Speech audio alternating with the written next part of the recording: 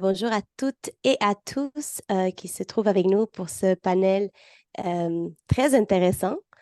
Vous êtes quand même nombreux et nombreuses à vous avoir inscrits et ceci, ça démontre en fait que c'est un sujet qui parle, qui est d'actualité. Euh, le panel d'aujourd'hui s'appelle DEI au Québec, construire des entreprises résilientes. Et c'est une initiative qui résulte d'une collaboration entre deux organisations, le Réseau Canada du Pacte mondial de l'ONU, ainsi que le Conseil économique des femmes, en synergie avec le projet national du défi 50-30. Avant de commencer, nous tenons à reconnaître que les territoires traditionnels ancestraux et non cédés sur lesquels nous apprenons, travaillons et organisons aujourd'hui. Donc, les personnes qui participent à cet appel, puis y compris moi-même, se trouvent sur les terres ancestrales des peuples autochtones à travers l'île de la Tortue.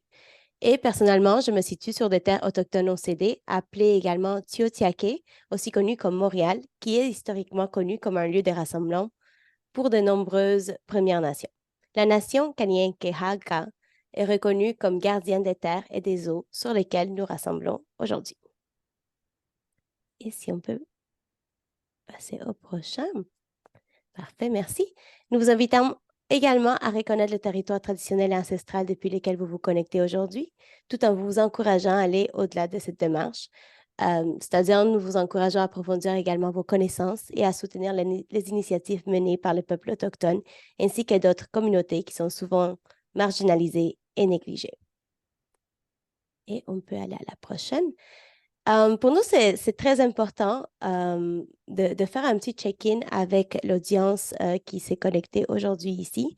Et justement, en parlant de diverses communautés, nous sommes conscientes que de nombreuses injustices persistent. Avant de démarrer la séance, nous aimerons juste prendre le pouls et considérer vos sentiments. Donc, nous vous posons la question, comment vous sentez-vous aujourd'hui? Vous avez la possibilité de choisir parmi les options, merci beaucoup Melvina, qui sont dans le sondage Zoom ou bien de les partager dans le chat si jamais c'est quelque chose que vous êtes plus à l'aise. Donc, les choix sont bien, assez bien, un peu fatigué, curieux ou curieuse, ou préfère ne pas répondre. Et comme on a mentionné, si jamais vous êtes plus à l'aise d'écrire un des choix qui n'est pas dans les options, c'est également une possibilité. Je vais donner juste quelques instants.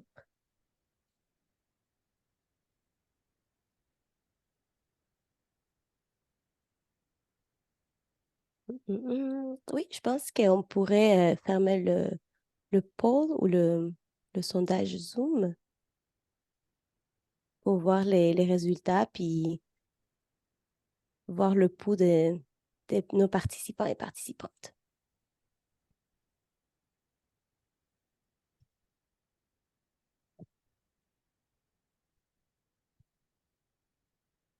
Je ne sais pas si c'est moi qui dois... Oui, OK. Je pense que ça a marché. D'accord. Donc, il y a certaines personnes qui disent être un peu fatiguées, d'autres qui disent qui sont ils et elles, euh, qui se sentent bien. Donc, c'est encourageant de voir que la plupart d'entre vous se sentent bien ou neutres aujourd'hui ou fatigués. Euh, c'est intéressant de savoir comment vous vous connectez à cette discussion, parce que là, on va parler des EDI, donc c'est très important de connaître un peu c'est quoi votre prise de conscience, disons, en commençant cet appel. On peut passer à la prochaine. Parfait. Donc, encore une fois, merci pour avoir partagé vos émotions et d'avoir partagé comment vous vous sentez avec nous aujourd'hui. C'est un excellent point de départ, comme je disais, pour nos discussions. Maintenant, on va parler du défi 50-30, qui est une initiative importante visant à promouvoir l'équité et la diversité au Québec. Le défi 50-30, peut-être en quelques lignes simples pour ceux et celles qui ne le connaissent pas, c'est une initiative visant à favoriser la représentation équitable des femmes et des minorités visibles dans les postes de leadership au Canada. On va parler donc beaucoup d'intersectionnalité également, en cherchant à atteindre une représentation d'au moins 50% de femmes et d'au moins 30% des minorités visibles ou personnes ayant d'autres intersectionnalités au sein du leadership. Parmi les 5 partenaires de l'écosystème du défi 50-30, nous avons le Réseau Canada du Pacte mondial de l'ONU et également le Conseil économique des femmes, dont nous partagerons plus d'informations sur le chat. Au cours des 3 dernières années, le Réseau Canada du Pacte mondial de l'ONU a aligné l'engagement du Canada envers les objectifs de développement durable avec les efforts continus pour faire progresser l'équité, la diversité et l'inclusion. Plus précisément, l'ODD 5, réaliser l'égalité des sexes et autonomiser toutes les femmes et les filles, l'ODD 8, promouvoir une croissance économique soutenue, inclusive et durable, le plein emploi productif et un travail décent pour tous et toutes, et l'ODD 10, réduire les inégalités au sein des pays et entre eux. Merci beaucoup. Et le Conseil économique des femmes, c'est un regroupement d'organismes et d'agents pour le développement économique communautaire axé sur les femmes. Le CEF est également un organisme sans but lucratif qui aide les Canadiens, plus particulièrement les femmes marginalisées, à atteindre leurs objectifs économiques. Et merci beaucoup. Oh, je vais juste dire vite fait quelques lignes sur moi. Je travaille pour le Conseil économique des femmes et je suis responsable des relations francophones, couvrant à la fois le Québec et l'ensemble du Canada français. Et puis, aujourd'hui, je suis honorée d'être accompagnée par nos magnifiques panélistes, dont nous avons Salwa Salek, conférencière stratège en équité, diversité et inclusion, Isabelle Marquis, co-créatrice de l'effet A et associée, Leila Nazr, présidente directrice générale de Makila AI, et Hélène Renville, responsable de l'EDI du recrutement international chez Metro Inc. Donc, mesdames, bonjour à toutes. Et je tiens à vous remercier sincèrement d'avoir pris le temps de vous joindre à nous malgré vos emplois du temps quand même assez chargés. Je tiens également à réitérer que nous sommes tous et toutes ici parce que nous reconnaissons l'importance cruciale de la discussion sur l'EDI et surtout dans un contexte québécois actuel. Et c'est un honneur d'avoir avec nous des expertes comme vous. Et en fait, une question fréquente qui se pose est la pertinence continue de l'EDI dans le contexte québécois d'aujourd'hui. L'EDI, ça veut dire l'équité, diversité et inclusion, et c'est crucial, mais elle ne reçoit pas toujours l'attention qu'elle mérite. Une enquête publiée plus tôt cette année révèle que les conseils d'administration au Québec accordent une importance modérée à l'EDI alors qu'ils reconnaissent qu'elle mérite une attention maximale. Et en 2022, l'écart salarial entre hommes et femmes était d'environ 3,25 $ par heure au Québec. Les femmes gagnaient donc en moyenne 29,29 $ de l'heure, tandis que les hommes du même groupe d'âge gagnaient 32,54 $. Bien que cet écart diminue avec le temps, l'égalité salariale est encore loin d'être atteinte. C'est là qu'on introduit également la confiance en intelligence artificielle, le IA, et c'est ce qu'elle offre, en fait, la possibilité d'introduire des pratiques d'intelligence artificielle éthiques et équitables dans le processus de recrutement, d'évaluation salariale et de prise de décision en milieu professionnel. En s'assurant que les systèmes d'intelligence artificielle sont exempts des biais de genre, de race ou d'autres préjugés, la confiance IA contribue à réduire l'écart salarial et à renforcer la culture de l'EDI au sein des organisations. Mais nous en discuterons plus en détail avec nos panélistes. Avant de plonger dans le sujet, je propose que nous consacrions peut-être quelques minutes pour que chacune de nos panélistes puisse brièvement présenter son travail en lien avec l'EDI et expliquer également pourquoi, selon elle, il est crucial de continuer à s'y intéresser. Donc, je ne sais pas si je vois, Leila, que tu as enlevé ton muet. Aimerais-tu Oui, commencer? Oui, parfait. oui, merci Romina, merci pour l'invitation. Très heureuse d'être parmi vous aujourd'hui. Alors, quelques mots sur Makila AI. Mhm, Nous, on est une société qui œuvre dans le domaine de l'intelligence artificielle. Donc, vous venez de le mentionner, c'est un domaine crucial sur lequel toutes les entreprises commencent à investir et s'y attarder pour améliorer leur performance organisationnelle. Donc, nous, chez Makila, on travaille surtout sur les données des ressources humaines. Donc, on travaille évidemment sur le volet EDI. Nous, on accompagne les organisations à identifier déjà leur objectif, quel est leur objectif au niveau de l'EDI, et de les aider à atteindre ces objectifs. Donc, on travaille sur la donnée, on travaille sur la donnée des ressources humaines, et on accompagne donc les organisations à savoir quel est leur point de départ, on est où au niveau de l'EDI, comment on peut, sur quelle initiative on peut travailler pour améliorer nos objectifs.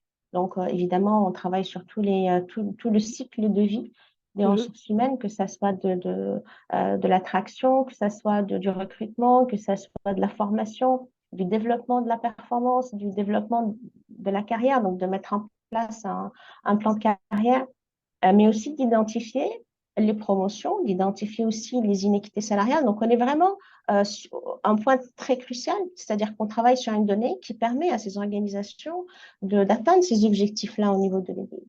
Donc, on va en parler un peu plus loin, je pense, au niveau de ce panel. Mais Absolument. euh, voilà, donc on est au cœur du sujet. Et Mhm. aujourd'hui, toutes les organisations ont mis en place évidemment des procédures, ont mis en place des processus pour assurer que l'EDI est respecté, ou du moins il y a une planification autour de l'EDI. Nous, on intervient vraiment au niveau de la donnée pour s'assurer que si ces initiatives sont mises en place, comment on Mhm. peut s'assurer qu'on va les atteindre. Donc, voilà un peu C'est notre super. travail. Et évidemment, on travaille beaucoup au niveau de l'équité femmes-hommes, c'est-à-dire qu'on a aujourd'hui une capacité de regarder le passé, de regarder où est-ce qu'on est parti, de quel niveau, au niveau de l'équité, mais on travaille au niveau de l'intelligence artificielle à proposer, avec des algorithmes, à proposer des scénarios et des Mm. scénarios qui s'adaptent vraiment au contexte de l'organisation, qui peuvent les aider à atteindre le plus rapidement possible leur objectif. Donc voilà où on œuvre. On est au Canada, évidemment. Au Québec, on a beaucoup d'organisations, mais on est aussi à l'international, en France notamment. Donc voilà quelques mots sur notre organisation. Merci beaucoup, Leïla. Et absolument, c'est passionnant de savoir comment la technologie non seulement fait partie de nos quotidiens, mais qui peut véritablement euh, supporter en fait l'EDI dans différents contextes. Donc, on va en apprendre un peu plus dans les prochaines questions, mais je vais passer peut-être à une autre panéliste qui aimerait parler un peu de ce qu'elle fait dans son travail. Et je vois Hélène qui a enlevé le muet. Oui, je Oui, peux y aller, Romina. absolument. Merci. Donc, bonjour tout le monde. Donc, Hélène Rainville. Je travaille pour Métro, Métro qui est bien connu au Québec, donc division alimentaire et également division pharmacie. On est présent au Québec, mais également en Ontario et au Nouveau-Brunswick avec nos divisions. Et mon rôle chez Métro est vraiment de chapeauter les initiatives en équité, diversité, inclusion et en recrutement international pour toutes nos divisions et nos bannières. Donc, des initiatives qui touchent de près ou de loin 95 000 employés au total. Alors, Métro s'est engagé à faire vivre la diversité et l'inclusion depuis déjà un bon moment par différentes initiatives, des implications, des politiques, mais aussi des actions concrètes qu'on pourra parler un peu plus tard. Alors, mon rôle, c'est de faire vivre l'EDI et le recrutement international au quotidien chez Métro. Génial. Merci beaucoup, Hélène. Et absolument, c'est important d'avoir l'EDI dès le début dans la recherche des nouveaux talents. Je vois Isabelle ensuite qui a enlevé son muet. Donc, vas-y, Isabelle. Bonjour Amina, merci. Alors, bonjour à tous. Moi, c'est Isabelle Marquis. Je suis directrice générale de l'EFEA. Donc, l'EFEA, c'est une organisation qui est déjà s'approche de ses 10 ans déjà. Alors, on est très bien implanté au Québec. On a aussi, depuis les 4 dernières années, un bureau à Paris. Donc, on est actif aussi en Europe, principalement en France et en Belgique. Alors, ce qu'on fait, nous, c'est tout simple. Tantôt, Laila disait qu'elle aidait, entre autres, les organisations à identifier les cibles. Donc, nous, on part de ces cibles de parité. Alors, on est vraiment précisé dans l'EDI. On est beaucoup dans on se concentre, notre expertise est autour de gender, de l'égalité des genres. Donc, on parle des sites de parité des entreprises et on les accompagne justement pour qu'ils puissent atteindre ces cibles-là. Probablement, vous le savez tous, les gens qui nous écoutent, ce n'est pas simple, hein. C'est multifactoriel, donc ça prend plusieurs solutions aussi pour atteindre ces cibles-là. Et nous, ce qu'on fait comme approche, c'est que on a des programmes qui sont basés sur la transformation comportementale et on cible 3 moments cruciaux dans la carrière d'une femme pour s'assurer que le pipeline de talents féminins soit suffisamment nourri pour que les entreprises puissent atteindre leur cible de parité. Alors, donc, principalement, là, pour résumer, on travaille au niveau professionnel, premier niveau de gestion, ensuite, ce qui est le middle manager, et ensuite, on prépare les futurs exécutifs. Alors, ça Wow. fait. C'est quand même tout un défi, ça, hein? C'est un défi qui nous passionne. Alors, on en Absolument. parle tout le temps, puis on s'est déjà Ouais. rencontrés. C'est vrai, tu as raison, Romina, on parle avec passion de ce sujet. Ah oui, absolument. Je ne peux pas être plus en accord. D'accord. Et nous avons la dernière, mais pas la moindre, Salwa Salek. Alors, je suis anciennement chef équité, diversité et inclusion du mouvement des jardins jusqu'à il y a pas longtemps et je suis en sabbatique actuellement. Puis c'est un grand bonheur pour moi de me joindre à ce webinaire pour partager différentes choses sur ce que j'ai appris à travers les 7 années où j'ai géré le sujet dans le plus grand employeur au Québec, mais aussi à travers des initiatives concrètes qu'on a mis en place, notamment avec Isabelle et Laïla. Génial. Merci beaucoup, Salwa. Et oui, ben, merci beaucoup pour toutes ces présentations inspirantes. Il est clair que chacune de vous apporte une perspective précieuse à cette discussion sur l'EDI. Maintenant, je pense qu'on peut plonger dans notre panel de discussion en explorant quelques questions clés liées à ce sujet. Également, je tiens à rappeler à notre audience qui nous écoute en ce moment que si vous avez des questions à poser pendant le panel, n'hésitez pas à les écrire dans le chat. Après avoir abordé les questions du panel, nous aurons l'opportunité de les poser directement à nos panélistes. Donc, pour commencer, allons-y à la première question. Et ça va être une question pour Hélène. Donc, je lis la question. Pouvez-vous nous décrire comment votre organisation participe activement au défi 50-30 et comment cette initiative a influencé vos efforts en matière d'équité, de diversité et d'inclusion, aussi appelée EDI? Oui, bien, avec plaisir. En fait, Métro s'est inscrit au printemps dernier au défi 50-30 pour en fait démontrer notre engagement et notre sérieux là, à atteindre la parité féminine et à augmenter la représentation des autres groupes minoritaires à tous les niveaux de l'entreprise. Alors, notre plan de responsabilité d'entreprise contenait déjà des engagements à ce niveau-là, entre autres au niveau de la représentation des femmes, la représentation également des groupes de la diversité culturelle.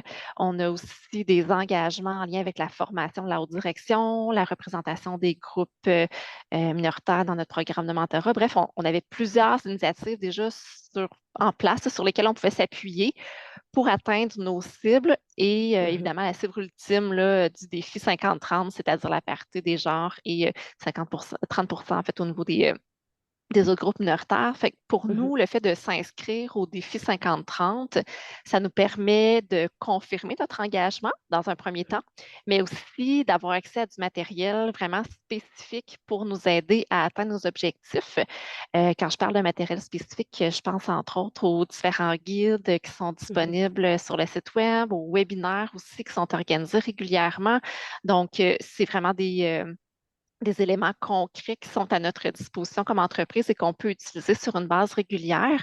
C'est sûr que comme entreprise, puis comme leader en EDI, pour moi, là, je me sens appuyée dans mes démarches. Puis je sais que pour augmenter la représentation des groupes minoritaires, il faut plus que des bonnes intentions. Ça prend des gestes concrets. Donc, le défi 50-30 propose des gestes concrets, des outils, puis tous ces outils-là sont des suggestions justement qui sont utiles là, quotidiennement dans mon rôle, puis qui viennent vraiment m'appuyer là, dans le souhait d'augmenter la représentation des groupes minoritaires dans tous les paliers de l'organisation. Fait que ça vient vraiment appuyer nos démarches. Génial, oui, exactement. Et puis, je rappelle également que cette conférence ou ce panel s'inscrit également dans un des ressources ou des conférences faites par le projet. Donc, voilà une autre preuve que s'inscrire et faire partie de ce qu'on veut voir, la représentation, c'est payant dans le sens qu'on a accès à toute cette super riche conversation. Maintenant, je vais poser la même question à Leila de Makila AI. Oui, alors pour nous, en fait, on s'est inscrit au défi 50-30, mais c'était pour nous une action, je dirais, naturelle. Depuis 2018, on travaille justement à identifier les écarts au niveau des genres, que ce soit au niveau des promotions. Parce qu'on parle beaucoup de l'équité salariale, mais il y a d'autres inéquités autour. Donc, pour nous, de s'inscrire dans ce défi, c'est aussi de confirmer notre engagement et d'assurer aussi que ce soit pour nous, parce que c'est tous un engagement organisationnel, mais c'est aussi envers nos clients, envers nos fournisseurs, envers nos investisseurs, de, de, de fournir la meilleure solution pour nos clients, pour s'assurer aussi que, on parle beaucoup d'intelligence artificielle, mais l'intelligence artificielle utilise des données. Si on utilise des données du passé, on a automatiquement un biais, parce que les données du passé, on a un enjeu là. Donc, on ne peut pas utiliser les données du passé pour donner des scénarios ou fournir à nos clients des actions possibles. Donc, le plan d'action est déjà, il y a déjà des biais. Donc, euh, de travailler pour nous sur ce défi, c'est aussi de démontrer que on descend cette information à tous les niveaux de l'organisation, que ce soit même au niveau des développements, au niveau de développement, que ce soit au niveau de la traitement de la donnée, comment on fait pour retirer les billets, comment on s'assure que on reproduit pas les mêmes enjeux. Donc, oui, c'est un défi organisationnel, mais je vous dirais que c'est avant tout aussi une façon pour nous d'assurer que ça se traduit à tous les niveaux de l'organisation, même au niveau des solutions qu'on fournit à nos clients. C'est pas un défi simple, parce que je pense que toutes les organisations aujourd'hui, si ce défi existe, c'est parce qu'il y a un enjeu qu'on essaye de traiter. Donc, ce n'est pas simple. Euh, et j'encourage vraiment toutes les organisations aussi qui nous écoutent aujourd'hui à participer, à en savoir un peu plus et de voir comment ça peut s'adapter, comment on peut adapter, comment on peut prendre ce défi et l'appliquer à notre organisation. Euh, donc, je vous dirais que depuis 2018, tous les échanges, toutes les collaborations qu'on a à tous les niveaux, euh, on voit maintenant que même dans notre équipe, que ce soit au niveau du développement, que ce soit au niveau de vraiment tous les niveaux, euh, c'est ancré dans nos valeurs, c'est ancré dans nos discussions et dans tout ce qu'on présente à nos clients, c'est quelque chose qui se traduit vraiment. Donc, oui, c'est un défi, c'est organisationnel, c'est un processus qu'il faut appliquer, c'est un objectif. Mais je vous dirais que ça a des implications et ces implications, on les voit, c'est des implications et des impacts très positifs pour nous aujourd'hui parce que ça nous assure à nous qu'on rentre dans une dynamique où le DI devient au cœur de nos plans, au cœur de notre engagement. Et on voit l'impact positif vis-à-vis de nos clients aussi. Donc voilà, j'encourage toutes les organisations qui nous écoutent, qui ne sont pas encore, qui n'ont pas participé, de participer à ce défi-là. Oui, et j'ai beaucoup aimé, évidemment, Leïla, euh, tu connais les données, puis l'importance d'avoir des données et comment non seulement on regarde le passé, mais comment est-ce qu'on va au-delà de ça pour avoir ben, justement un meilleur futur. Mais c'est sûr qu'il faut commencer quelque part d'une base. Et j'ai beaucoup aimé également que tu parles des aspects concrets. Donc, c'est fini un peu le superflu, c'est comment est-ce qu'on passe à la prochaine étape. Et je pense qu'effectivement, c'est en ayant des discussions comme ça, que c'est les bonnes questions justement à nous poser en tant qu'organisme et comment est-ce qu'on peut appliquer ce qu'on apprend au sein de notre propre contexte. Donc, Oui, absolument. absolument. Et peut-être juste si je peux rajouter, le Conseil du Mhm. statut de la femme a déjà identifié un enjeu avec les systèmes d'intelligence artificielle. Donc, on a Mhm. déjà identifié un enjeu d'inéquité parce que justement, tous les systèmes d'IA utilisent Ouais. beaucoup les données, utilisent les données du passé. Donc, OK. si on continue à utiliser ces données du passé, tout ce qui va se passer, c'est continuer à mettre en place cet écart. Et vu Mhm. qu'on délègue la responsabilité à des systèmes pour Mhm. identifier les personnes à qui on peut donner une promotion, à qui il y a un écart, ben, automatiquement, si on garde ces billets, si on garde ces enjeux dans ces données-là, mais l'écart va simplement s'élargir. Et peu importe le niveau d'investissement de l'organisation, que ce soit en communication, en marketing, en processus, en communication, en création de groupes ressources, euh, Mhm. en fin de compte, au niveau de la donnée, on va se retrouver avec cet écart-là. Ben oui, c'est très intéressant. C'est pas du tout mon domaine. Donc, moi, j'apprends absolument beaucoup avec chacun de tes commentaires. Mais oui, c'est ça, c'est un peu l'idée de si on fait la même chose qu'avant, ben, on va avoir un peu les mêmes résultats. Donc, c'est sûr que dans le machine learning et tout ça, il y a du progrès. Et comment est-ce qu'on pourrait le rendre plus, encore une fois, inclusif pour pour que ça supporte le EDI. Absolument. Absolument, oui. Je vais passer également cette même question à Isabelle de l'effet A. Et si je ne me trompe pas, l'effet A n'est pas encore partenaire du défi 50-30. C'est bien ça, Isabelle?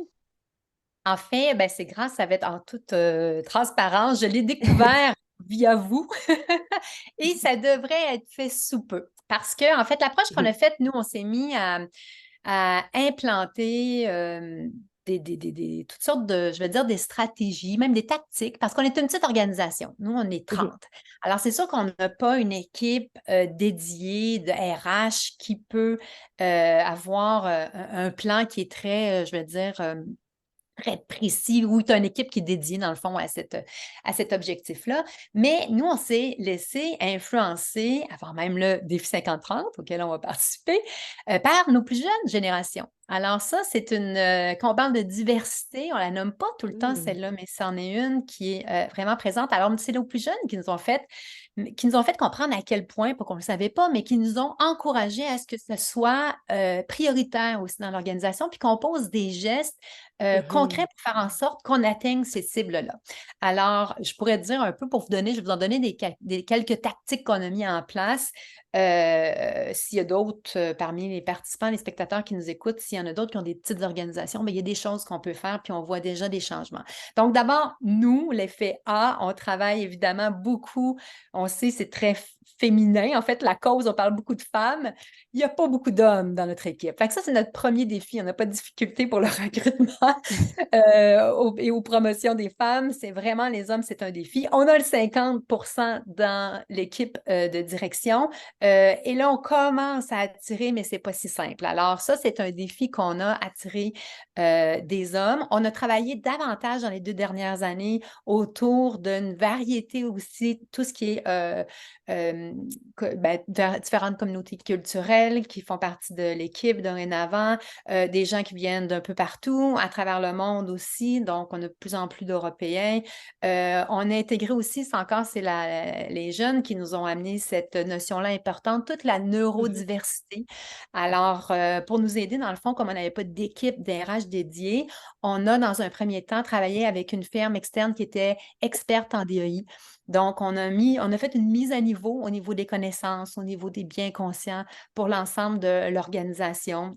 On a réfléchi aussi même, on a changé de locaux, on a réfléchi à différents lieux, adapter les lieux aussi pour ceux qui ont des enjeux de concentration ou qui ont besoin de plus de focus. Donc ça, on a fait cette approche-là aussi. On a réfléchi un peu le défi, en fait, cette problématique-là ou ce défi-là à 360, c'est-à-dire qu'on est passé à travers aussi, je disais, on offre des parcours, donc on passe à travers nos parcours, puis on s'est questionné, est-ce qu'ils sont représentatifs de la société, ces parcours-là? Donc, on a intégré des hommes qui sont leaders dans les parcours de l'EFEA, beaucoup de femmes qui représentent différentes communautés, qui partagent aussi tous les défis parce que maintenant, ça fait partie du discours de nos parcours, tout ce qui est la parité intersectionnelle. Donc, toutes ces dimensions-là, maintenant, elles prennent de la place dans le parcours. On s'assure aussi dans l'écriture, est-ce que c'est inclusif? Est-ce qu'on a pensé à telle ou telle notion pour s'assurer que c'est ça que nos parcours le sont. Alors, on a fait vraiment beaucoup, je dirais, d'actions qui ne demandaient pas tant d'efforts, qui demandaient certains efforts, mais qui n'étaient pas, même pour une petite entreprise, on ne pouvait pas dire « Oh, on n'a pas les moyens de se permettre ça ». Fait qu'on a fait plusieurs tactiques qui ont été intégrées au cours des 2 dernières années et on garde comme, je dirais, championne de cette cause-là, de la DEI, une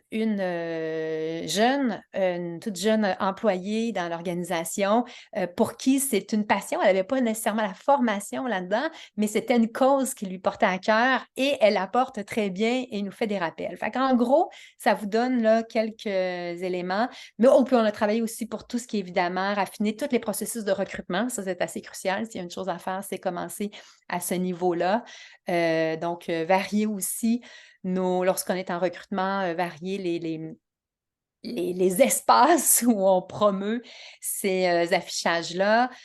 S'assurer aussi lorsqu'on est en processus de recrutement qu'il y a une représentation des cibles qu'on s'est fixées, parce qu'on s'est fixé des cibles, on a précisé même une certaine communauté où on en avait moins. Donc, on s'assure qu'il que c'est représentatif le plus possible de la société. Là, évidemment, à la mesure des actions toujours qu'on peut prendre, mais ce qu'il faut retenir, c'est même qu'on est un petit groupe, c'est possible d'en faire quand même beaucoup. Vraiment, beaucoup. Exactement, c'est le cas de le dire. Puis c'est vraiment intéressant comment vous avez parcouru différents obstacles et comment vous pouvez mettre en place donc des manières pour pouvoir les accommoder. Je pense que c'est tellement pertinent, absolument tout ce que tu as dit, Isabelle. Merci beaucoup de le partager avec nous. Parce que c'est d'ailleurs une des questions qu'on reçoit beaucoup, c'est oui, mais j'ai pas, on n'est pas à 50% de hommes et femmes. En fait, il y a plus de femmes que d'hommes, puis c'est valide. Je veux dire, c'est pas la plupart de notre réalité, disons canadienne. euh, les femmes, elles sont vraiment sous-représentées. Donc, avoir au moins 50%, ben, ça veut dire que vous faites vraiment un bon travail et vous démontrez à quel point il y a de la valeur, en fait, d'avoir des équipes qui sont justement, qui ont cet aspect-là, EDI, qui sont diversifiées, ou est-ce que ce sont des femmes ou des personnes qu'habituellement on retrouve moins dans la sphère leadership. Donc, oui, après, c'est juste de signer sur le 50-30, mais je veux dire, vous faites tellement pour la cause que absolument, c'est le cas de dire que vous êtes plus que, vous avez votre place, disons. Donc, oui, vraiment, merci beaucoup de partager tout ça. Nous pouvons maintenant passer à la deuxième question. Merci beaucoup. Et ça va être une question pour Salwa. On va commencer avec toi.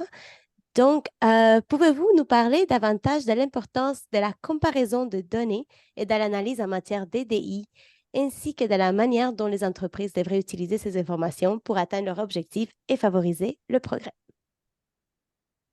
En fait, pour moi, tout ce qui se mesure s'améliore. Et donc, mesurer et suivre les principaux indicateurs EDI dans le cadre des revues de performance des organisations, c'est essentiel, Romina. C'est essentiel au niveau des CA et c'est essentiel au niveau des comités de direction. C'est ce qui va démontrer qu'il y a un réel engagement dans ce virage, que ce soit via le défi 50-30 ou autre. Et comme tu l'amènes, Isabelle, que ce soit à l'échelle d'une grande organisation ou d'une PME.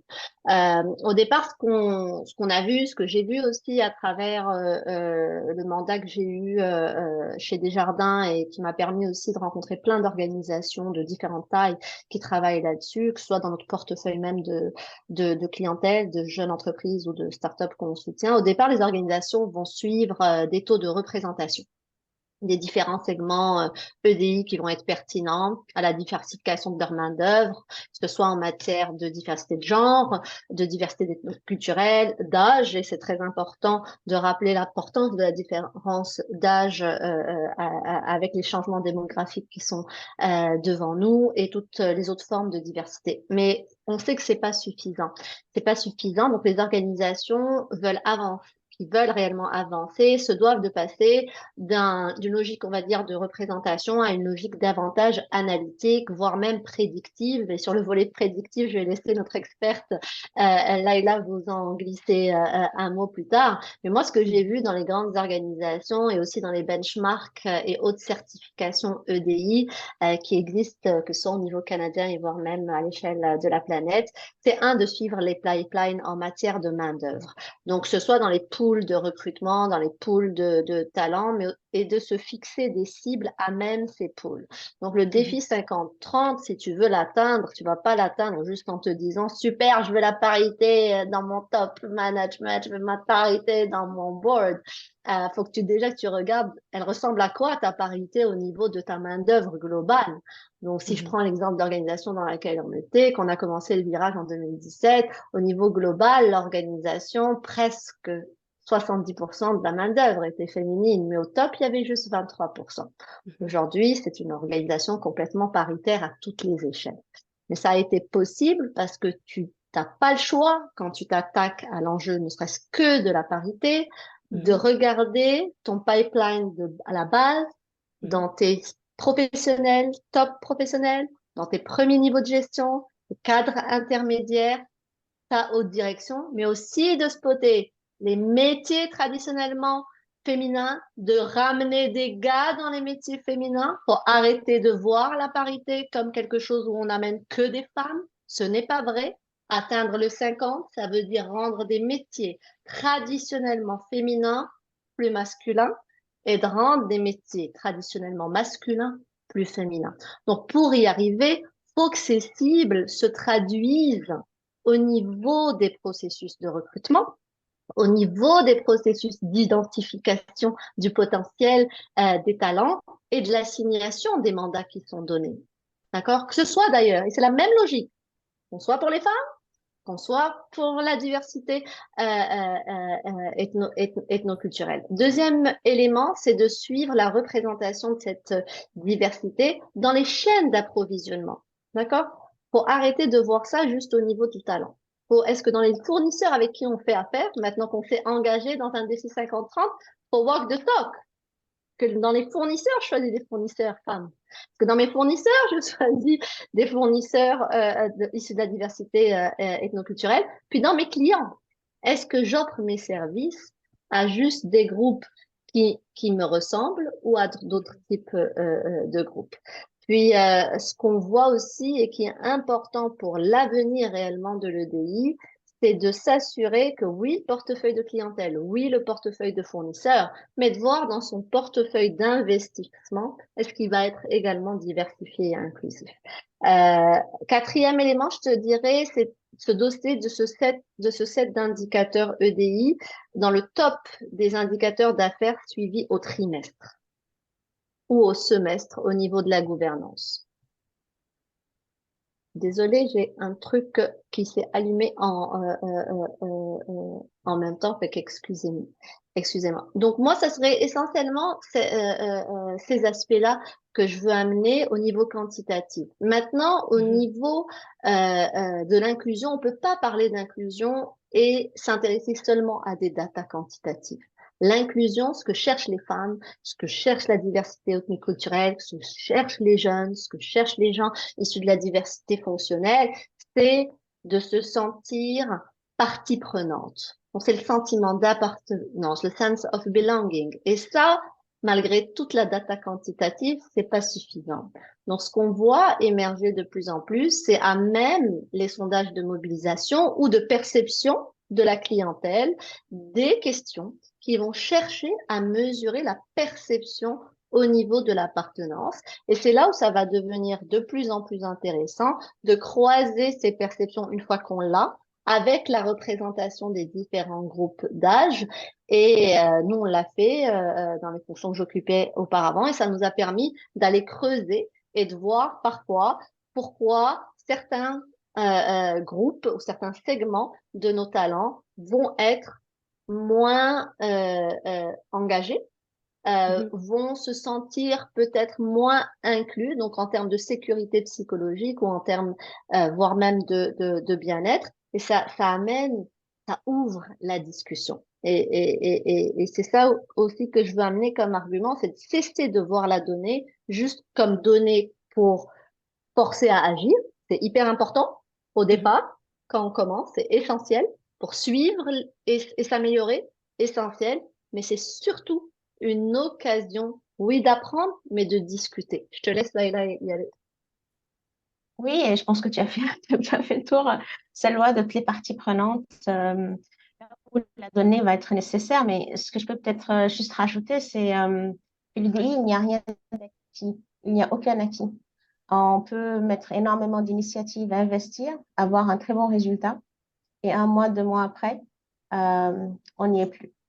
Donc, de pouvoir mesurer, de collecter cette donnée, d'avoir des données de qualité, c'est très important. Sinon, on n'est pas capable de suivre et de s'assurer que c'est des initiatives. Notre retour sur l'investissement est sur le long terme. Donc, on a parlé vraiment des données, tout le cycle de vie des ressources humaines, mais il y a ce qu'on ne sait pas. Au niveau de l'EDI, de l'équité, on le sait maintenant. On a les salaires, donc c'est très facile de savoir où est-ce qu'on a l'inéquité. Au niveau de la diversité, on commence à collecter suffisamment de données. Au niveau de l'inclusion, c'est très difficile. C'est très difficile parce que nous, en tant qu'employeurs ou employés, on on ne parle pas beaucoup de ces informations-là. Ce n'est pas une information qu'on est prêt aussi à divulguer si on se sent inclusif ou pas. C'est votre question au début, je pense qu'elle est très pertinente, mais si on l'exploite à un niveau de l'inclusion, il y a beaucoup d'organisations, que ce soit les petites, moyennes ou grandes organisations, on n'a pas cette information. Donc, c'est très difficile de venir mettre en place des programmes basés sur de la donnée quand ça concerne l'inclusion. Et ça, c'est un défi, je pense, à tous les niveaux. On a même des initiatives aujourd'hui. Bon, on a parlé de l'intelligence artificielle et comment on utilise ces nouvelles technologies pour nous aider, pour prédire l'avenir, mais au moins se donner les moyens de dire que si on ne fait rien aujourd'hui, euh, est-ce qu'on va atteindre notre objectif dans les 6 mois, la prochaine année, ou les prochaines années, ou dans le futur. Mais si on n'a pas cette donnée, on ne peut pas mesurer. Et si on ne peut pas mesurer, on ne peut pas faire un plan d'action. Donc, je vous dirais que la question, c'est l'importance de la donnée. La donnée, elle est clé. Euh, et des processus qu'on met en place et de la communication autour, si cette donnée, elle n'est pas collectée de manière continue et au moment clé de l'organisation, lorsqu'un candidat arrive pour postuler, qu'est-ce qu'on lui pose comme question? Est-ce qu'on pose les bonnes questions au début? Lorsque ce candidat, il passe les premières étapes d'entrevue, comment le candidat se sent au niveau de l'entrevue? Donc, de collecter ces données, de les garder et de pouvoir les remettre à jour parce qu'on se sent aujourd'hui bien, mais on arrive dans un processus de promotion et là, il se passe quelque chose et les personnes qui font partie des groupes de DI, elles ne sont plus présentes. On se retrouve dans des départements où il y a une concentration. Donc, on a un certain déséquilibre à travers l'organisation. Donc, je vous dirais que c'est plus qu'important pour une organisation. On ne peut plus gérer une organisation sans avoir ces données-là. Mais c'est un défi. C'est un défi de faire parler nos employés, qu'ils se sentent à l'aise pour nous donner ces informations aussi, qu'ils acceptent de les partager. Ouais, c'est ça, c'est un mélange c'est délicat, c'est de l'information un peu délicate, soi-disant, et aussi, les données, c'est pas assez, c'est un premier pas, ben, comme tu l'as mentionné, puis ça le voit également, on a aussi besoin d'avoir le côté qualitatif, de la qualité. Donc, oui. On va passer à la prochaine question. Pas parce il y a beaucoup de choses à dire encore et on veut donner la chance à tout le monde d'en parler. Donc, on va commencer avec Hélène pour cette prochaine question.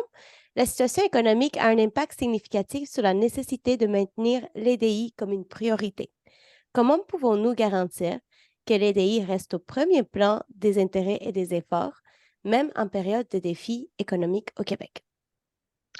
Oui, ça, c'est vraiment une excellente question. Puis je pense effectivement que l'EDI doit rester une priorité dans la population, pour les entreprises, dans un contexte de défis économiques qui sont particulièrement présents là, au Québec ces temps-ci. Euh, pardon. Vraiment, je crois que pour s'assurer que l'EDI reste au premier plan, il faut encore davantage arriver à communiquer les bienfaits de la diversité, les bienfaits de l'inclusion, parce que l'EDI, c'est un terme qui est beaucoup connu, mais je trouve que on avance, on entend le DI est souvent amené comme un élément plus difficile à intégrer dans une entreprise ou un challenge à atteindre, mais ce challenge-là vient avec plein d'avantages, plein de bienfaits, puis je pense qu'il faut vraiment les mettre de l'avant. Puis un de ces avantages-là qui parle beaucoup souvent aux dirigeants, c'est l'aspect financier, l'aspect économique.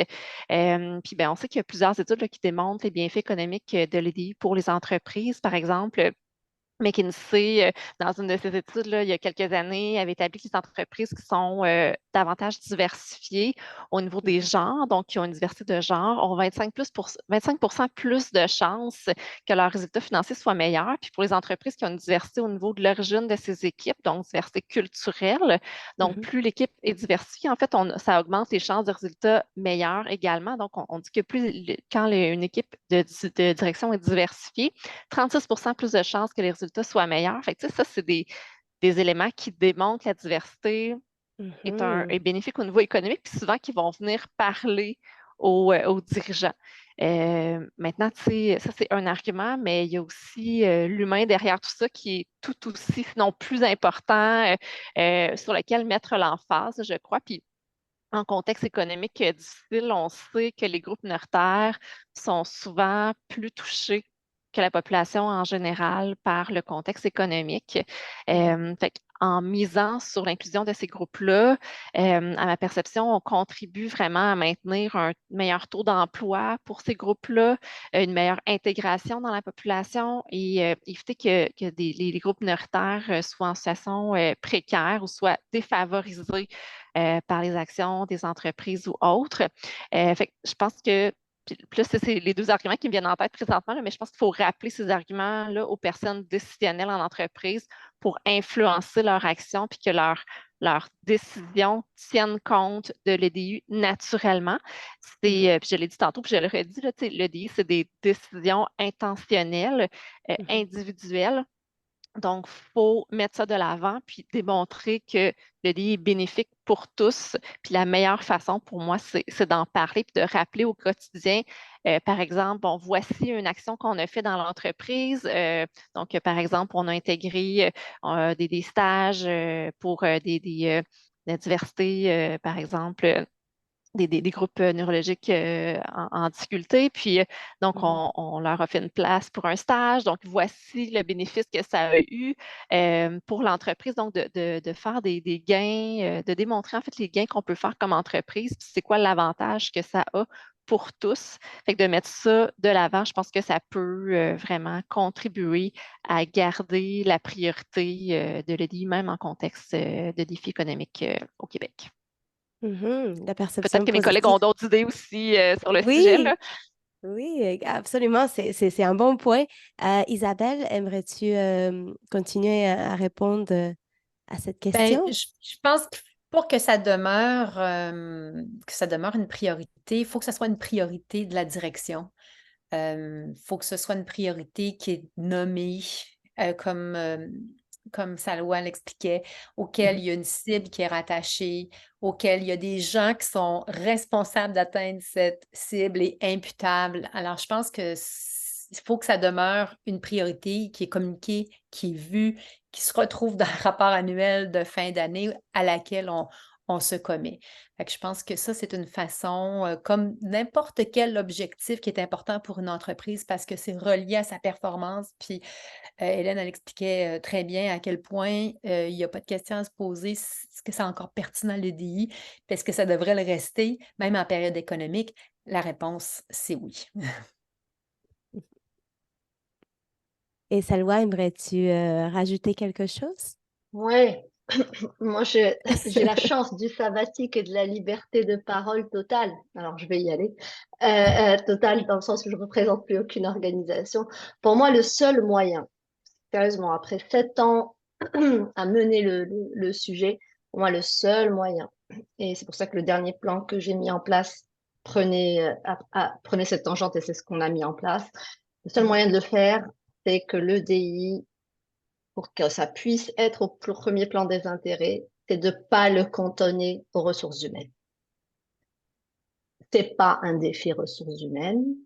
Et malheureusement, si on prend au Québec, où on est plus en Mhm. retard que ça sur cette question dans sa gestion que le reste du Canada, souvent le DI va être placé sous les ressources humaines. D'accord? Mhm. C'est pas forcément mauvais que ce soit sur les ressources humaines, c'est pas ce que je dis. Mais ce n'est pas un défi RH. Et le seul moyen pour que ça bouge réellement au Québec, c'est que les décideurs le voient comme un réel défi d'affaires de l'avenir, mais aussi un défi de société, sachant que la démographie du Canada et du Québec a beaucoup déjà changé dans les Mhm. dernières années. Et on le voit dans toutes les récentes statistiques qui sont sorties. Au Québec, on est l'endroit où on a accueilli en plus le plus d'immigrants dans la dernière Mhm. année. Il y a des tensions politiques réelles dans notre Mhm. société québécoise autour Mhm. de l'immigration, mais il n'y a pas que cet enjeu. À celui-là, s'ajoute le fait que on est dans des changements climatiques importants. Québec, on est en retard sur l'automatisation de nos chaînes de production et on est à fond la caisse dans la digitalisation de notre économie de manière globale. Donc, je pense que ça peut vous choquer que je vous parle de tout ça alors qu'on est en train de parler d'EDI et d'entreprises résilientes. Et souvent, on fait l'erreur de penser que c'est une résilience juste en tant qu'employeur. C'est une résilience d'affaires et c'est une véritable résilience de société qu'il faut développer. Et ces bouleversements, c'est quand on pense à l'intelligence artificielle et à ce qu'elle vient juste de faire avec ChatGPT, je veux dire, on le sait, je veux dire, il y a des études de 2017 qui disaient que 80% des métiers de 2030, on ne les connaissait pas. Là, juste la petite fenêtre qu'a ouvert ChatGPT nous montre sur tous les métiers concrètement, d'accord? C'est le château de cartes là qui tombe, on le voit. On essayait de le comprendre il y a 15 ans. Là, on le voit. Et ça, pour des décideurs dans notre province et à l'échelle du pays qui veulent réellement atteindre un défi 50-30, ils doivent le voir comme un écosystème. Et donc, pour moi, je souscris à tout ce que Hélène, tu as amené, c'est essentiel, Isabelle aussi, mais je trouve qu'il faut qu'on passe à un next step où aussi tout ce défi de développement durable, d'économie plus durable, avec toutes les normes ESG qu'on fait, toutes les entreprises qui essayent dur, qu'elles soient petites, qu'elles soient moyennes, qu'elles soient grandes, et on a l'impression toujours de ramer, et ben, je pense qu'on est à un moment où l'humain, qui va rester de plus humain, on doit le cultiver ensemble, qu'on soit un talent ou qu'on soit un client, et donc travailler davantage ces stratégies ensemble. Pour moi, c'est une voie d'avenir parce que sinon, effectivement, si ça reste juste un défi, entre guillemets, talent, il y a d'autres défis d'affaires qui arrivent au-dessus, je vous jure qu'il redescend, malgré toute la bonne volonté, malgré tous les éléments. Et les entreprises bold là-dessus, que ce soit au niveau LG ou au niveau EDI, qui comprennent que c'est aussi un défi d'affaires important, le mettent dans les régimes d'intéressement. C'est-à-dire que ça devient un déclencheur de la bonification des patrons également. Et ça, malheureusement, très peu d'entreprises sont rendues. Ouais, c'est absolument vrai tout ce que tu dis. Dans le chat aussi, il y a des commentaires qui disent Go Salwa, yes! Parce que et c'est vrai, en fait, ça ne reste pas un problème, un enjeu de recrutement, mais c'est vraiment tout le monde doit faire la place en fait que l'EDI mérite et comment est-ce qu'on pourrait supporter ça dans son ensemble, ben, justement pour qu'il y ait ce côté qualitatif-là qui vraiment se fasse ressentir de tu appartiens, en fait, tu es valuable et comment est-ce qu'on pourrait justement créer ces espaces-là pour qu'il y ait vraiment un réel succès des personnes, sachant que ben, elles se sentent à leur place. Donc, oui, merci beaucoup pour toutes ces superbes réponses. Nous allons passer maintenant à la quatrième question qui est un petit peu plus longue. Voilà, merci. Donc, on va commencer avec Leïla. Pouvons-nous discuter de l'état actuel de la fatigue en matière d'équité, de diversité et d'inclusion? Où en sommes-nous? Et en fait, c'est une question à peu près en deux parties, parce qu'on veut également savoir si nous disposons des ressources nécessaires pour faire face à ce phénomène, y compris les sentiments de stagnation et les pressions associées à la mise en place d'initiatives DDI, ainsi que d'autres facteurs contributifs. En effet, c'est une longue question, mais je ne sais pas si on peut vraiment parler de fatigue en tant que telle. Je pense que ce qu'il faut considérer, c'est que on a des entreprises aujourd'hui, des grandes entreprises qui ont les moyens, qui ont mis en place ce qu'il faut au niveau de l'EDI. Et on a des entreprises qui sont un peu entre les deux, en train d'essayer de faire quelque chose, et d'autres qui regardent et ils disent comment je vais embarquer là-dedans. Comment est-ce que les efforts que je vais mettre en place vont me permettre d'arriver au même niveau que les autres entreprises qui travaillent sur ce sujet depuis des années. Donc, je vous dirais, en tout cas, de mon côté, je ne pense pas que c'est vraiment de la fatigue, c'est plutôt une façon pour ces entreprises, d'avoir un retour sur l'investissement. C'est-à-dire, une fois qu'on a tout mis ça en place, Mhm. comment on fait pour s'assurer que c'est dans la durabilité, c'est là pour rester. Euh, pour les autres entreprises, c'est comment on fait pour y arriver. Et là, je pense, est-ce qu'on a vraiment toutes les ressources? Euh, Mhm.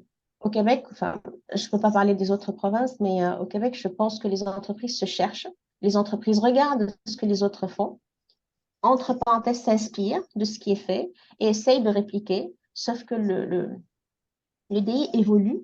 Donc, on fait une inspiration sur une entreprise quelconque. 2 mois après, il faut se remettre à jour. Euh, Mhm.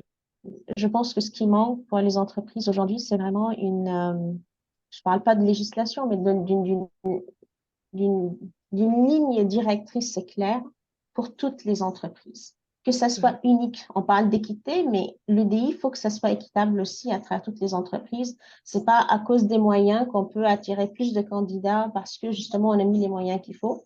Il faut que le volet de l'UDI soit traité comme dans son ensemble, comme n'importe quelle politique d'entreprise à mettre en place. Et je pense que le jour où on arrive à ça, ça va enlever beaucoup de pression de toutes Mhm. les entreprises, à tous les niveaux. Et je pense Mhm. que ça va nous emmener à un autre niveau aussi. Le DI ne devrait plus non plus être vu comme un investissement de plus.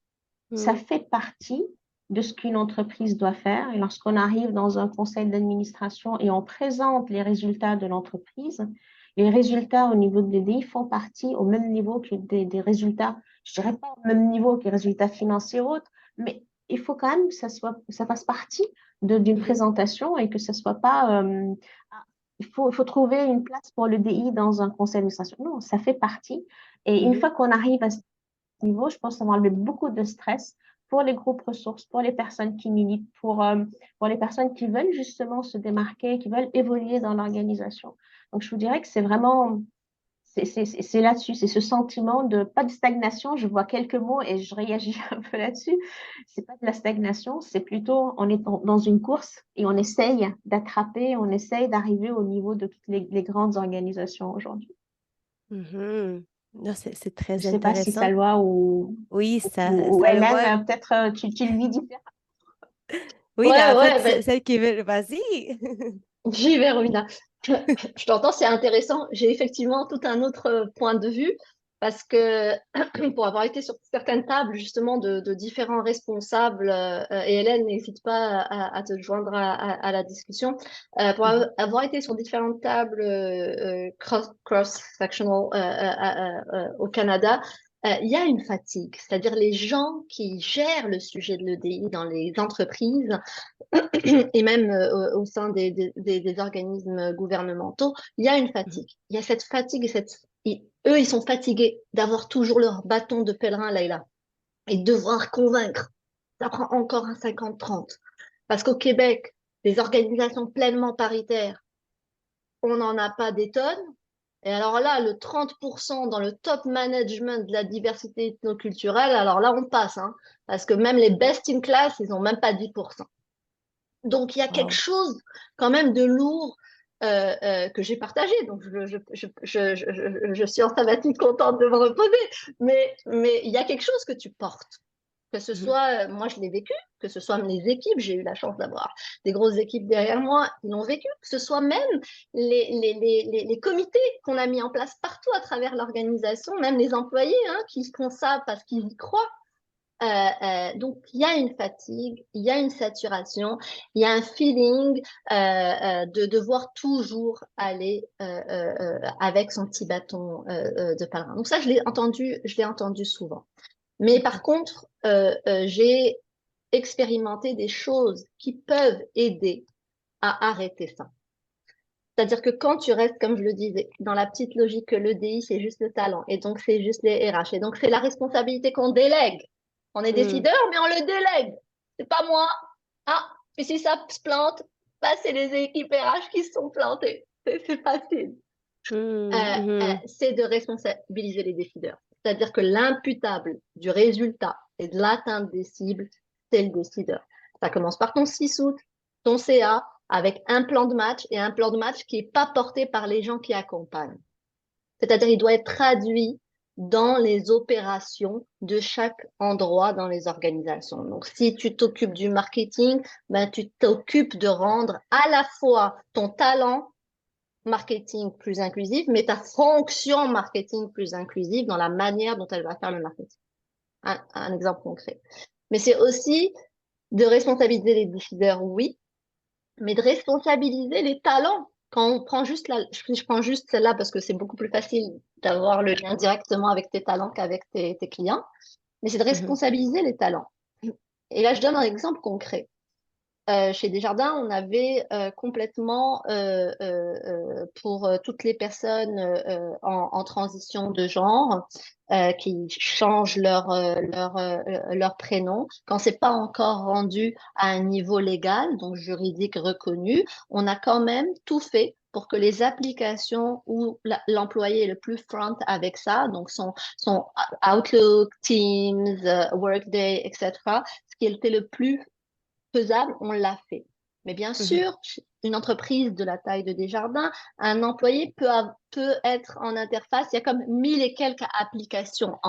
On s'entend, on va pas changer ton nom dans 1000 parce que ça va nous prendre juste ça des années à faire. Par contre, là où c'est une agression au quotidien, on le change. Donc, ça veut dire aussi responsabiliser les autres segments EDI dans ton talent, dans ta clientèle, parce que tout pourra pas se faire en même temps à la même vitesse.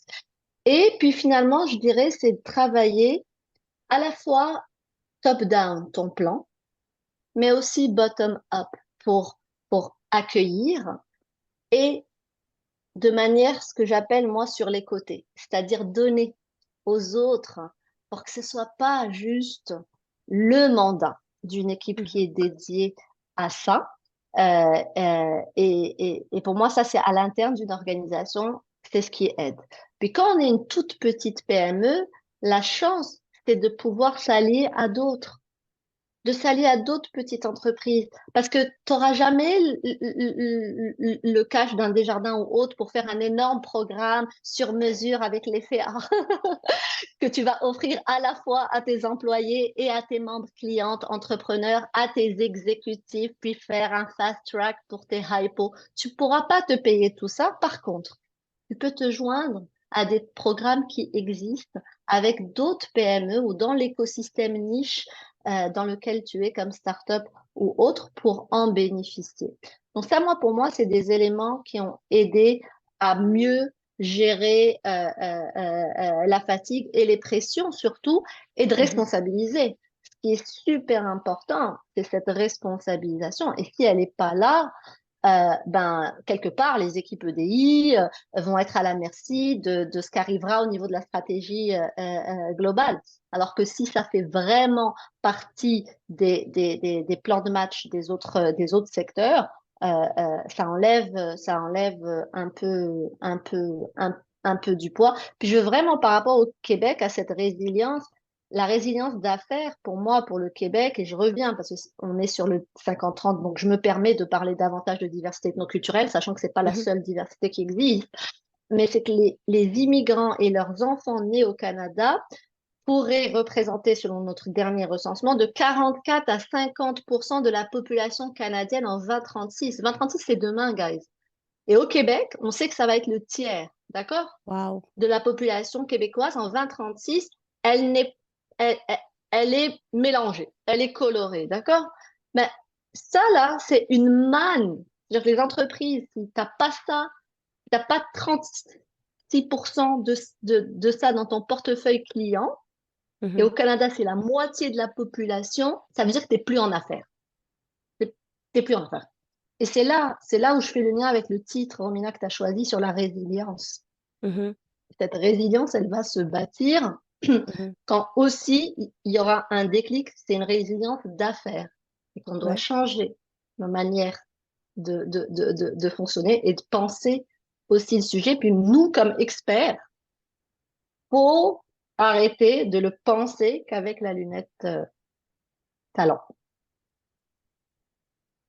Oui, c'est vraiment bien vrai. Et je veux quand même être respectueuse du temps parce que là, on a à peu près 7 minutes. Donc, on va peut-être passer directement à la prochaine question, qui est une question un peu plus ouverte vraiment pour toutes les panélistes. Et ça va aller, on est plus dans le concret. Si on pourrait juste passer à la prochaine question, s'il vous plaît.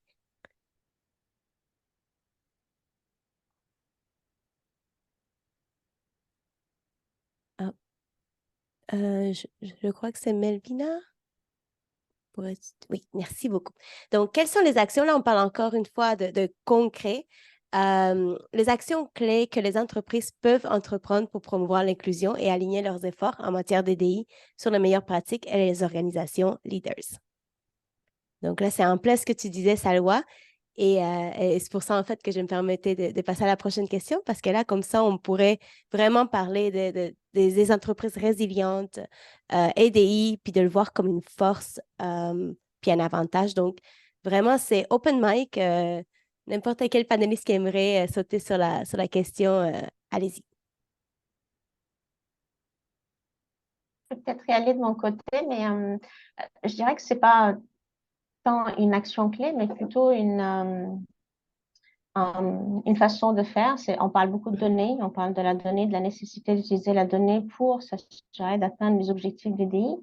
Euh, J'encourage peut-être tous ceux qui nous écoutent aujourd'hui, c'est aussi de s'attarder sur tout le volet de l'IA qui de plus en plus est en train de s'intégrer dans nos décisions de tous les jours.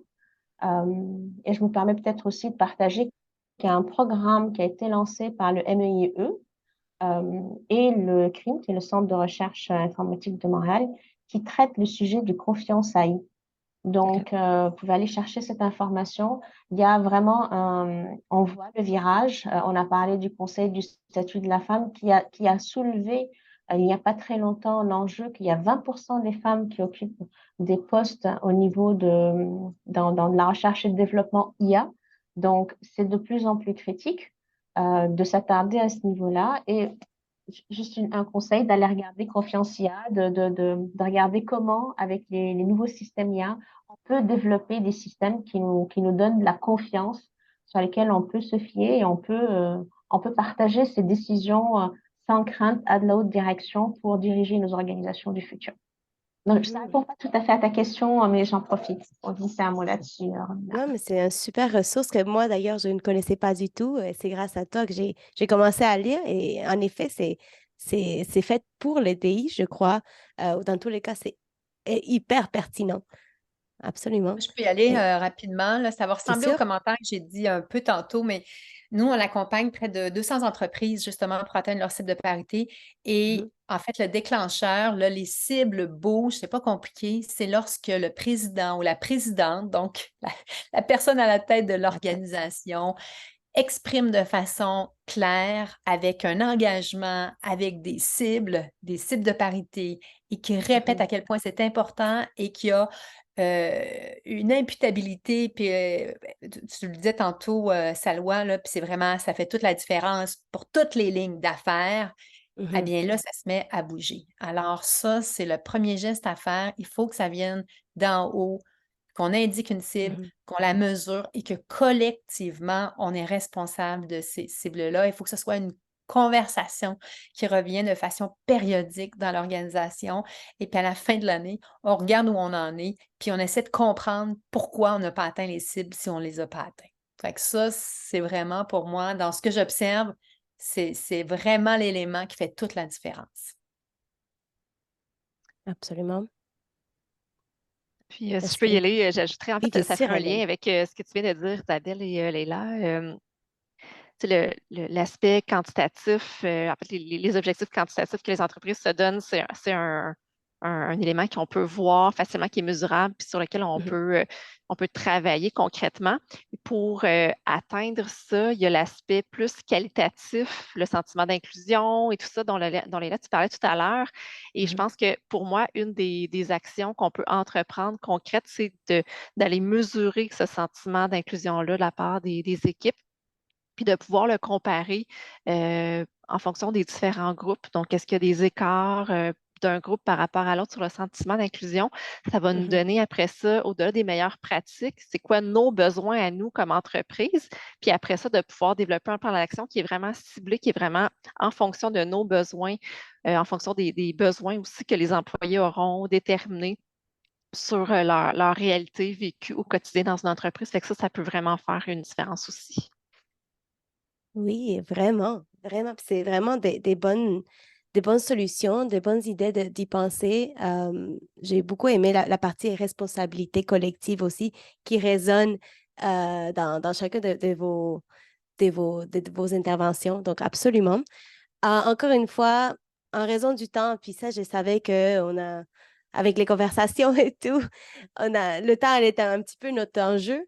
Mais je vais quand même me permettre de poser une des questions qui avait été posée par nos participants. Ça vient de Michael Carlier qui dit: Merci pour tous vos éclairages. Ma question: comment les hommes blancs cis hétéros reçoivent, participent aux efforts EDI de vos organisations? Estimez-vous qu'ils sont des alliés ou des freins à vos innovations? Avez-vous des stratégies spécifiques pour les convaincre, mobiliser? Merci. Donc, si jamais vous voulez répondre à cette question-là, qui est vraiment très intéressante, allez-y.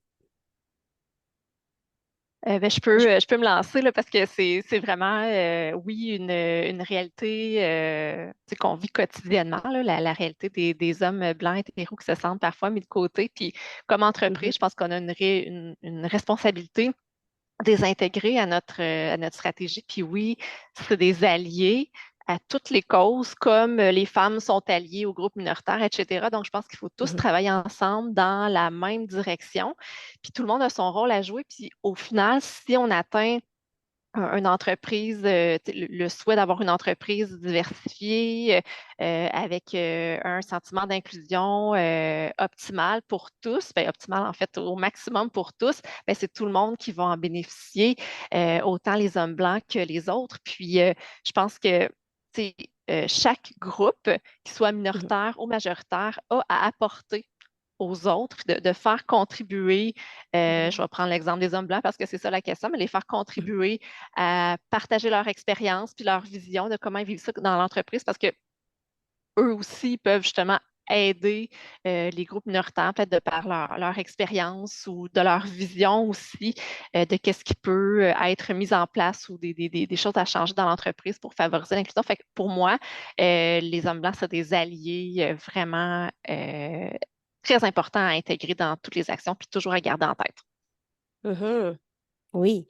Il y a une autre question de la part de Dwight Best qui dit Salwa Salek a bien mis le doigt sur un enjeu important. Il faut travailler en collaboration avec les autres acteurs de l'écosystème pour répondre aux plus grands défis d'affaires tels que l'EDI. Question: quelles sont les organisations leaders en matière de la mise en œuvre de cette approche collaborative? Donc, n'importe qui souhaiterait. Ben, spontanément, j'aurais tendance à dire Desjardins. Je me tourne vers toi, Salwa, parce que Mais il me semble un excellent exemple. Mais c'est vrai que si la question est par rapport à la mise en place d'un écosystème EDI qui est à la fois sur le volet employeur, affaires et impact social et qui a fait travailler véritablement à la fois d'ailleurs à l'interne qu'avec nos membres clients et nos partenaires externes, oui, cette manière de faire, elle est plutôt unique, unique à Desjardins, mais Mhm, les grands cabinets conseils sont très très bons en matière de diversification de leur approche, en matière de mise en place d'expertise partagée, etc., parce que ça fait partie aussi de leur métier. Donc tous les Big Five sont quand même très bons là-dedans. Sodexo est une référence, notamment en matière de parité. Puis je vous invite aussi à aller voir dans toute la publication de la certification de la gouvernance au féminin, ceux qui souvent ont pris les devants sur les questions d'EDI se sont intéressés beaucoup à la parité et parmi eux, il y a Sodexo et plusieurs autres qui sont véritablement en avance. Puis par rapport à Michael, ta question est super pertinente et je te dirais c'est la même chose pour là on parle de femmes donc on va parler d'hommes, mais après on va Mhm. parler de diversité ethnoculturelle donc c'est le groupe majoritaire, LGBTQ+, c'est les personnes straight, etc. Donc on est toujours on est toujours une même médaille. Et puis pour moi c'est un message important à envoyer quand on crée quand on ne crée pas d'ouverture et on est responsable de ce sujet, on doit rester dans l'humilité, se demander qu'est-ce que je peux faire, quel est le geste supplémentaire que moi je peux faire pour créer cette ouverture. Et au niveau des hommes, ça a été pas évident au départ. Et je sais pas, Isabelle, si tu te souviens, dans un des premiers événements où je vous avais invité à venir, toi et John, et on était une centaine de personnes. C'était l'époque où on pouvait tout faire physiquement, c'était génial. Donc, on était, et il y avait comme 4 hommes, plus John. Et moi, je suis sortie de là, j'ai dit, pourquoi? Et donc, on a Ouais. convoqué des gars. J'ai demandé, pourquoi vous venez pas? Et là, ils ne se sentaient pas interpellés parce qu'on met féminin partout. Hmm. Et vous voyez, c'est des trucs débiles. C'est un vrai Mais enjeu, oui, ouais. si tu mets féminin, tu vas faire de l'inclusion d'hommes. C'est pas peut-être que change la manière. Et ça m'a fait vraiment réfléchir. Et à partir de là, on a changé notre manière aussi de faire et on a augmenté. On n'arrive pas à avoir la parité sur les événements où on parle de genre, mais quand même, Mhm. on avait augmenté du quart quart de l'audience. Donc, il y a ça.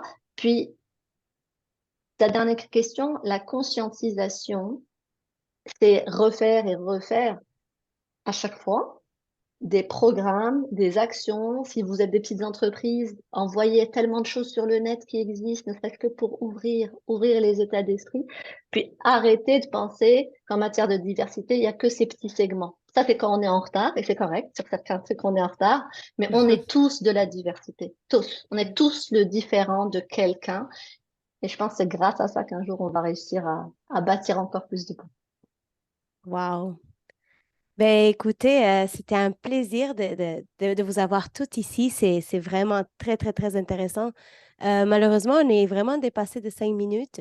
Donc, pour ne pas... À moins que vous voulez qu'on lise une dernière question. Là, j'essaye, je lance la question à tout le monde ou on pourrait faire le wrap-up aussi par respect du temps.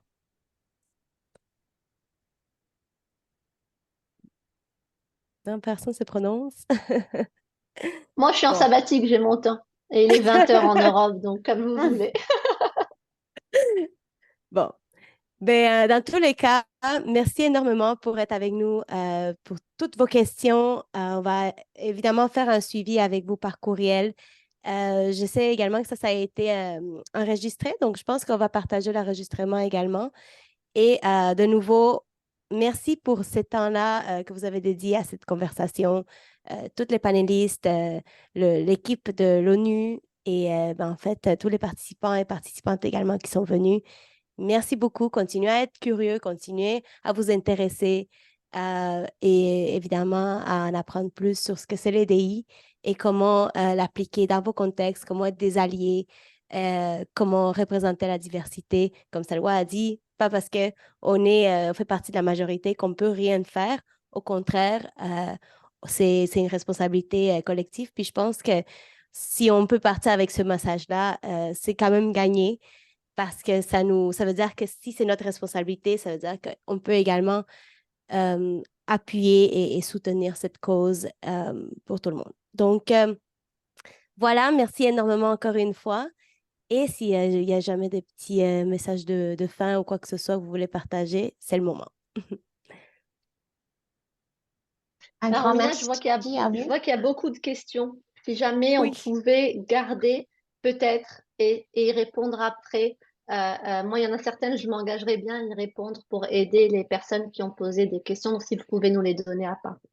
Mhm. C'est une très Pareil, bonne de mon idée, ça. côté, je vois qu'il y a des questions sur l'IA, donc je m'engage à Yes. répondre aussi sur cette question-là. Merci beaucoup. Oui, je pense que ça va être une conversation qu'on va continuer. Absolument. Ben, merci beaucoup à tout le monde d'avoir fait Merci à partie vous. de cette conversation. et à bientôt.